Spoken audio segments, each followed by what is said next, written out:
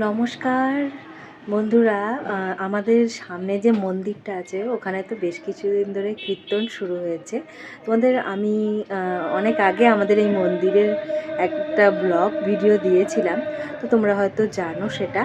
তো যাই হোক, আমি আজকে তোমাদের আবার ওই কীর্তনের কিছু মন্দির দর্শন করাতে নিয়ে যাব, সেটাই বলছি। তো চলো দেখতে থাকো। সামনেই কীর্তন হচ্ছে বললাম, তো কীর্তনে চলে এসেছি। আর এই কীর্তনের সাইডে একটু মেলা টাইপের বসেছে।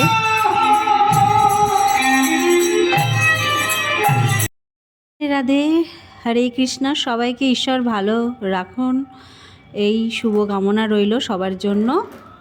তো বাইরে এই জিলাপি, তারপরে বাদাম, তারপরে নিমকি, এইসবের দোকান, তারপর ছোট ছোট দোকান বসেছে, খেলনাপাতি বাচ্চাদের, তারপর কানের, এই তারপর হার, এইসব যেগুলো বসেই থাকে মেলায়, ফুচকার দোকান, তারপরে এখানেও কিছু খাবারের দোকান, এইরকমভাবে ছোট্ট একটা মেলা টাইপের বসেছে। আর আমাদের এই মেলাটা মেলাটা না, এই কীর্তনটা বহু বছর ধরেই হয় এখানে। সবথেকে বলতে গেলে বেথুয়ার সবথেকে বড় কীর্তন এটা।